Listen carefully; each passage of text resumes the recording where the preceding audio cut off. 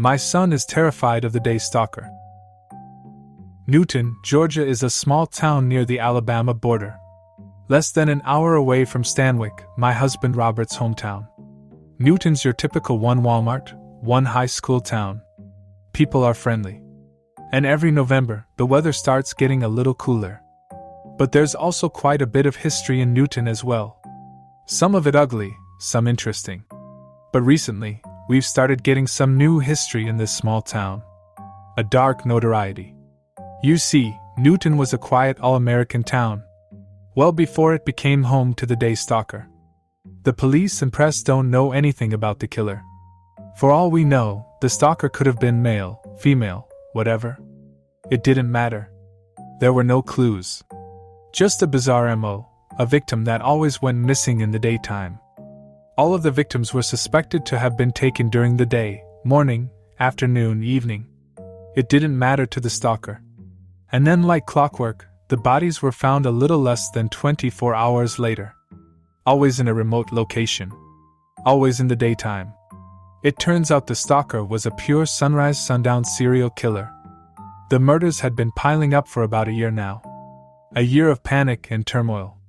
And yes, the media went fucking nuts. We had national and local affiliates patrolling the town like a swarm of buzzards. All of them rude as fuck. I dealt with the chaos for a while. After all, I was one of the local beat writers for the Rockdale Citizen, our bi-weekly paper. Well, I should say I was a writer for them.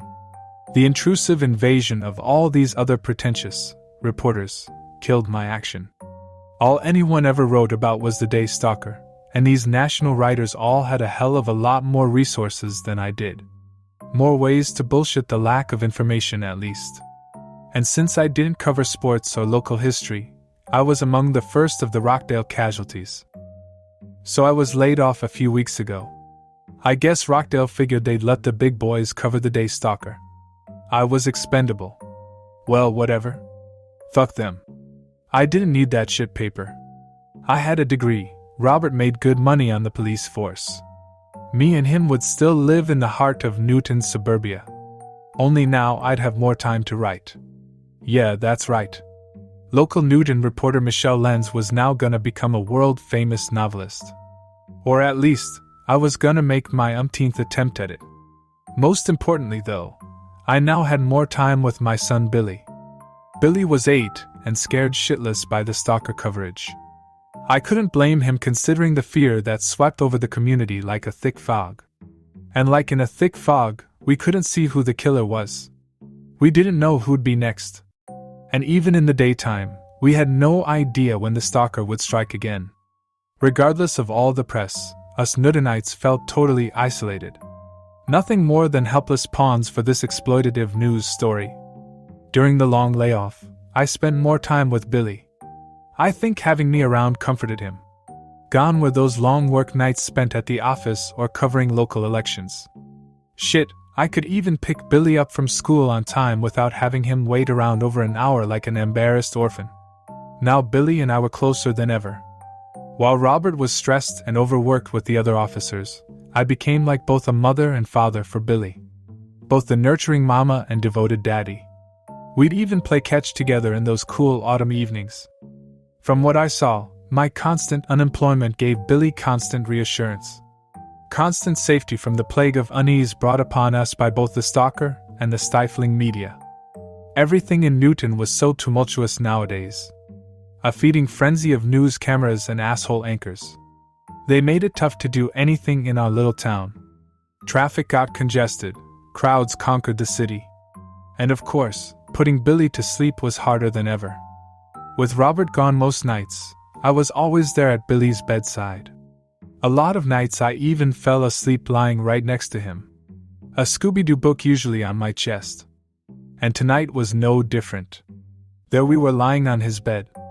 In Billy's bomb shelter of a bedroom. There were the shelves of action figures. The Scooby-Doo dolls. And the countless comic books. Billy was interested in the scary stuff, just not old enough to handle the real disturbing stuff. In his room, Billy cowered beneath his Superman blankets, like a terrified soldier hiding in the trenches. I could sense his unease, his trembling timidity. Billy's nerves yet another victim of the day stalker.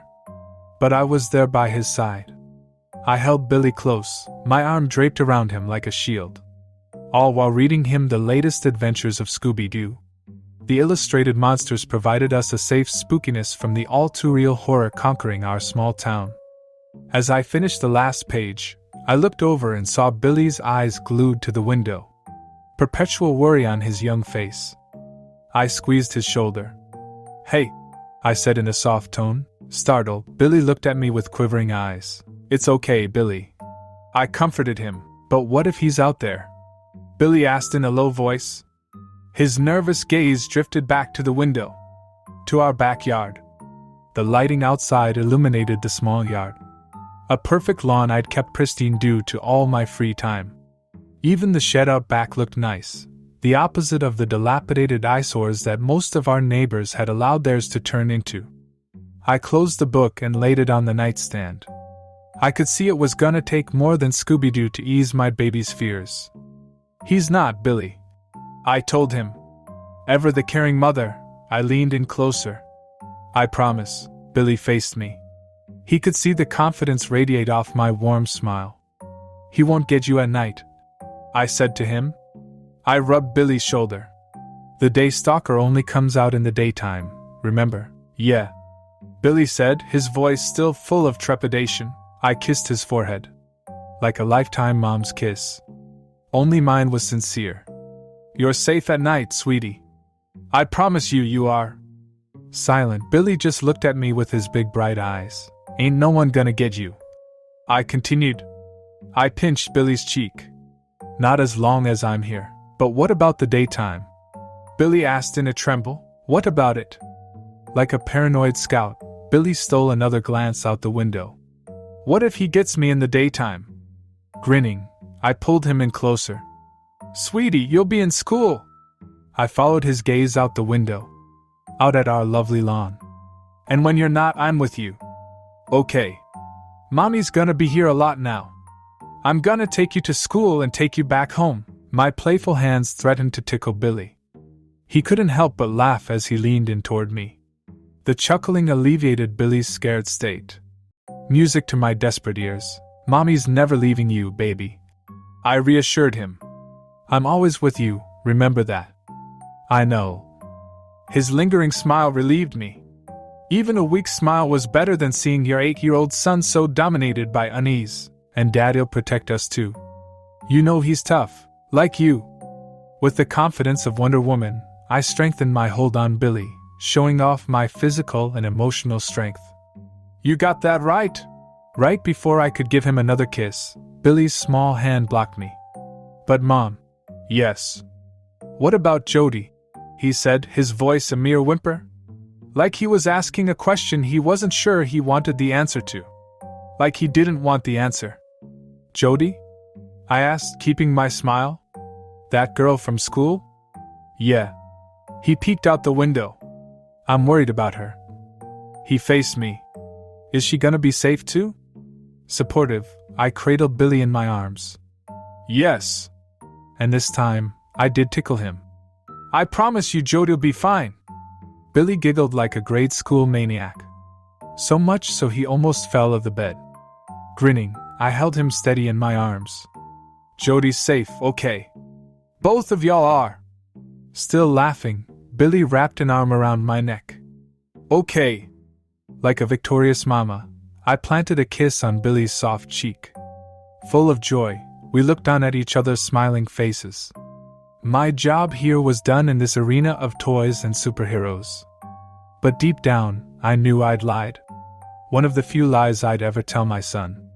Less than 30 minutes later, Billy was sound asleep. He slept heavy too. I could go berserk in that room, but he'd never wake up. The cartoons I'd left on his flat screen were more effective than a sleeping pill. Billy didn't even budge when I stepped off the bed. I'd left him some juice and cookies on the nightstand, a little something extra in the grape juice just in case Billy were to wake up in those next few hours. I turned off the lights in the backyard, like I always did for these late-night rituals. Dressed in my hoodie and jeans, I walked alone toward the shed. The November coldness did nothing against the warm excitement I felt within. You see, I hadn't told Billy a complete lie. He was safe. And he would always be safe. Unfortunately, I just had to lie about Jody. When she skipped school today, the opportunity was too perfect to pass up. Like when the naive fly just happens to land on that vicious trap. The little girl should have known better. After all, Newton isn't the town for skipping class. Not when the day stalker lurks about in those mornings and afternoons. I stepped inside my shed. Trembling with never-ending excitement, my hand managed to lock the door behind me. The hanging small light bulb broadcast little Jody marks lying on a table in the back. She was out cold. Naked. Bound and gagged in duct tape with tight precision. Like a patient awaiting surgery. Only there was gonna be no drugs to ease the pain. I'd awaken her soon enough. I always woke them up before I got started. Behind her awaited all my tools. Items on the pegboard and shelves. Knives, spades, hammers. All sorts of vicious weapons. All at my disposal. My exhilaration warming me from the shed's coldness, I walked up to the arsenal of weapons. My eager eyes scanned each and every one of them. My touch caressed them. There were so many choices.